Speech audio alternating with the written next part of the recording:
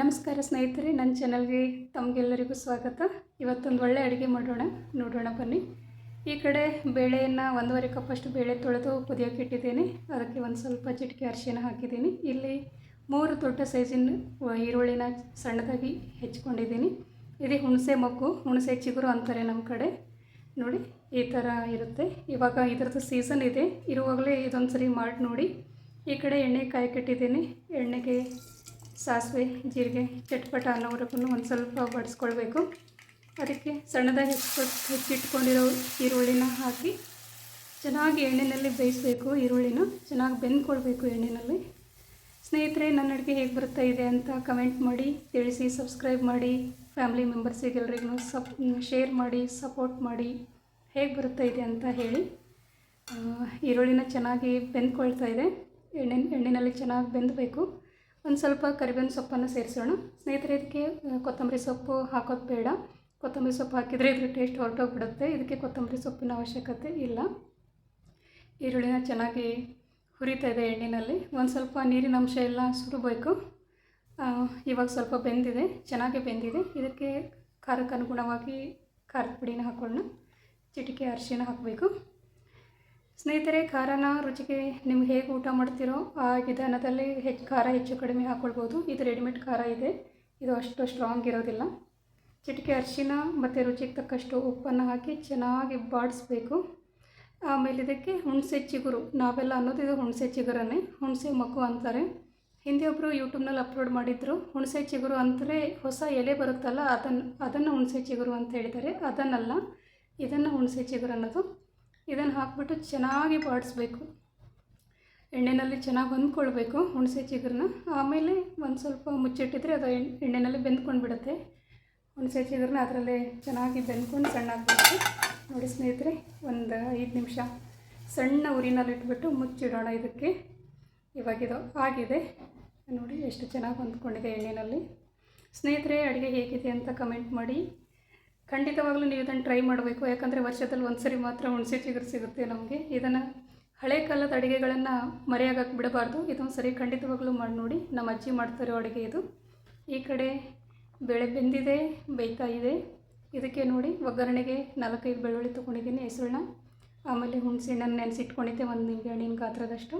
ಬೇಳೆ ಕುದ್ದಿದೆ. ಇವಾಗ ಇದನ್ನು ಚೆನ್ನಾಗಿ ಕಡಗೋಲಿಂದ ಆಮೇಲೆ ಬೇಳೆನ ಮಸಿಬೇಕು. ಇದು ನಮಗೆ ನಮ್ಮೂರಲ್ಲಿ ಇದಕ್ಕೆ ಗೋಟುಣಿಕೆ ಅಂತಾರೆ. ನಿಮ್ಮ ಕಡೆ ಏನಂತಾರೆ ಅಂತ ನಂಗೆ ಗೊತ್ತಿಲ್ಲ, ಕಮೆಂಟ್ ಮಾಡಿ. ಸಪ್ಪನ ಬೇಳೆಗೆ ಒಂದು ಸ್ವಲ್ಪ ಹುಣಸೆ ಹುಳಿ ಹಿಂಡೋಣ. ಹುಣಸೆ ರಸನ ಹಾಕ್ಕೊಂಡಿದ್ದಕ್ಕೆ ಸಪ್ಪನ ಬೇಳೆಗೆ ಹುಣಸೆ ಹಣ್ಣು, 1-2 ಹಸಿಮೆಣಸಿನ್ಕಾಯಿ ಹಾಕಬೇಕು. ಹಸಿಮೆಣಸಿನ್ಕಾಯಿ ಇರಲಿಲ್ಲ, ನಾನು ಹಾಕಿಲ್ಲ.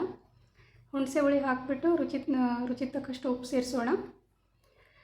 ಹಾಕ್ಬಿಟ್ಟು ಅವಶ್ಯಕತೆಗೆ ತಕ್ಕಷ್ಟು ನೀರು ಹಾಕ್ಕೊಂಡ್ಬಿಡಿ. ಗಟ್ಟಿ ಮತ್ತು ತಿಳಿಯಾಗಿ ನೋಡಿಕೊಂಡು. ನಾನು ಸ್ವಲ್ಪ ಹೀಗೆ ಮಾಡಿದ್ದೀನಿ ನೋಡಿ, ಒಂದು ಸ್ವಲ್ಪ ತಿಳಿಯಾಗಿಯೇ ಮಾಡ್ಕೊಂಡಿದ್ದೀನಿ. ಇದಕ್ಕೊಂದು ಒಳ್ಳೆ ಒಗ್ಗರಣೆ ಕೊಡೋಣ. ಸ್ನೇಹಿತರೆ ನೋಡಿ, ತಡ್ಕ ಪ್ಯಾನ್ ಇಟ್ಬಿಟ್ಟು ಅದಕ್ಕೊಂದು ಸ್ವಲ್ಪ 2-3 ಸ್ಪೂನ್ ಒಳ್ಳೆಣ್ಣೆ ಹಾಕಿಬಿಟ್ಟು ಸಾಸಿವೆ ಜೀರಿಗೆ ಹಾಕಿದ್ದೀನಿ. ಬೆಳ್ಳುಳ್ಳಿನ ಜಜ್ಜಿಬಿಟ್ಟು ಬೆಳ್ಳುಳ್ಳಿ ಸೇರಿಸಿದ್ದೀನಿ ಎಣ್ಣೆಗೆ. ಕರಿಬೇವಿನ ಸೊಪ್ಪು, ಸ್ನೇಹಿತರೆ, ಕರಿಬೇವಿನ ಸೊಪ್ಪು ಬೇಕಿರುತ್ತೆ, ಅದಿದ್ರೇ ಚೆಂದ ಕಾಣಿಸುತ್ತೆ. ಒಗ್ಗರಣೆ ಚೆನ್ನಾಗಿ ಒಂದು ಸ್ವಲ್ಪ ಹಿಂಗೆ ಸೀದ್ಕೊಂಡಿರೋಂಗೆ ಹಾಕಬೇಕು. ಆಮೇಲೆ ಬೇಳೆಗೆ ಸೇರಿಸೋದು. ಫ್ರೆಂಡ್ಸ್, ಎಷ್ಟು ಚೆನ್ನಾಗಿ ಕಾಣಿಸ್ತಾ ಇದೆಯಲ್ವ. ಕೊನೆಯಲ್ಲಿ ಒಂದು ಸ್ವಲ್ಪ ಕೊತ್ತಂಬರಿ ಸೊಪ್ಪು ಹಾಕ್ಕೊಂಡಿದ್ರೆ ಸಪ್ಪನ ಬೇಳೆ ಅಥವಾ ಸಪ್ಪನ ತವೆ ಅಂತ ಏನು ಹೇಳ್ತೀರಲ್ಲ, ಅದು ರೆಡಿ ಆಗುತ್ತೆ. ತುಂಬ ಅಂದರೆ ತುಂಬ ಚೆನ್ನಾಗಿರುತ್ತೆ. ಘಮ ಘಮ ವಾಸನೆ ಅಡುಗೆ ಮನೆಯಿಂದ ಪಡಸಾಲೆವರೆಗೂ. ಈ ಕಡೆ ರೊಟ್ಟಿ ಮಾಡೋಕ್ಕೆ ಒಂದು ಸ್ವಲ್ಪ ನೀರು ಹಾಕಿ ಒಲೆ ಮೇಲೆ ಇಟ್ಟಿದ್ದೀನಿ.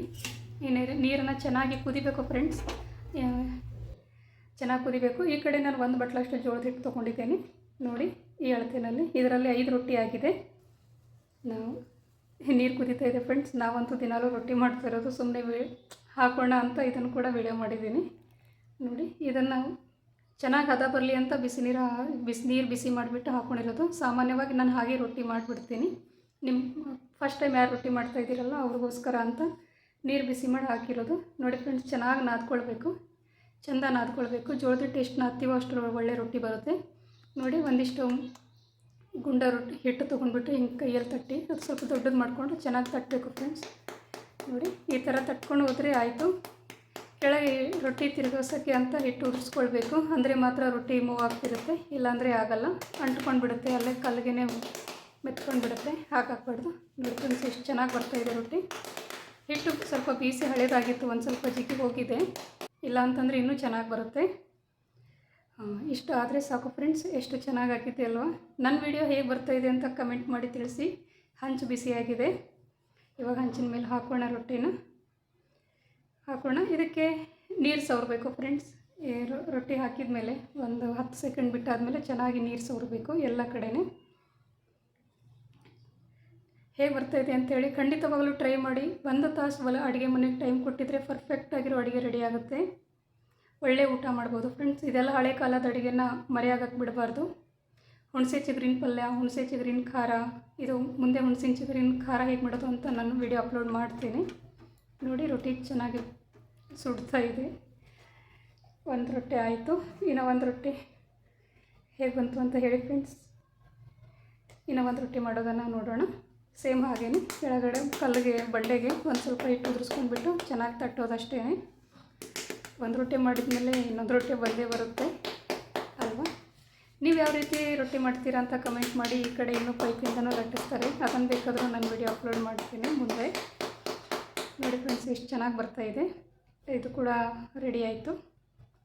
ತವೆ ಮೇಲೆ ಹಾಕೋಣ. ಇದು ಕೂಡ ರೊಟ್ಟಿ ಸುಡ್ತಾ ಇದೆ.